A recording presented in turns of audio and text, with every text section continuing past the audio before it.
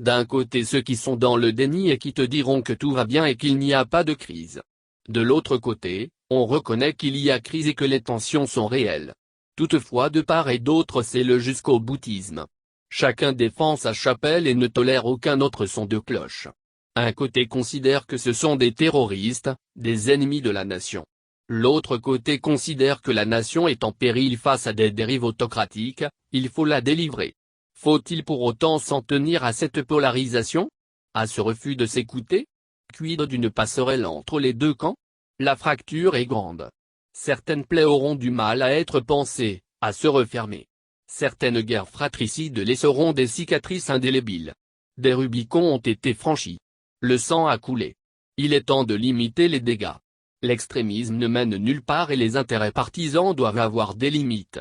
Tout le monde ne se reconnaît pas dans l'un ou l'autre camp. Certaines personnes optent pour la troisième voie. La voie du dialogue, du consensus, de l'apaisement. Ces personnes ne sont ni ennemies de la République, ni terroristes. Elles ne sont pas non plus des collabos. Elles aiment profondément leur pays. Et c'est au nom de cet amour pour la patrie qu'elles refusent de se laisser emporter par ce tourbillon dévastateur qui menace le pays. La voie de la troisième voie demande à ce que la balle soit mise à terre. Et ce beau monde non aligné réclame, exige que soit sauvegardée l'unité et la cohésion nationale. L'esprit de fraternité et de paix doit prévaloir. Il faut arrêter la saignée. L'indifférence et l'intolérance ne sont pas permises sinon c'est l'impasse, c'est le gouffre. On est en droit de s'indigner dès lors que c'est le pays et les citoyens qui pâtissent de cette situation. Le dialogue est un impératif car tout le monde ne peut être terroriste. Il y a malaise, il y a mal-être, c'est profond, c'est bien au-delà des sphères politiques. Le vivre ensemble est touché. Amitié, famille, régionalisme, intolérance, etc. tout y est passé. Même si c'est une infime partie du corps qui se porte mal, l'on ne peut prétendre que tout va bien et qu'on est en parfaite santé. Par ailleurs, même les pays ayant connu la guerre ont montré que l'usage de la force aura toujours des limites. Ces pays ont su déposer les armes pour négocier une sortie de crise durable. Malgré des bilans mitigés, malgré les avis partagés, fameux gouvernement d'union nationale prouve que même après un conflit armé, on peut se retrouver à négocier, s'entendre et travailler ensemble. Toutefois, laisser chacun dans son rôle est toujours possible, gouvernants, opposants, société civile et citoyens.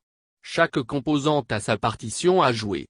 Chacun a sa place, il suffit juste que chacun ait l'espace d'opérer et de s'exprimer librement. Le dialogue est vital. L'échange est fondamental. Il ne peut y avoir de réconciliation durable sans la case vérité. Non à la rage de vaincre ou de convaincre à tout prix. Il faut juste s'écouter et donner au dialogue toute sa place en incluant l'ensemble des forces vives de la nation qui doivent y être conviées. Oui, le dialogue incluant l'ensemble des filles et fils d'une même nation et non uniquement des clans. Il se doit d'être inclusif pour atteindre l'objectif escompté. C'est la nation tout entière qui est meurtrie.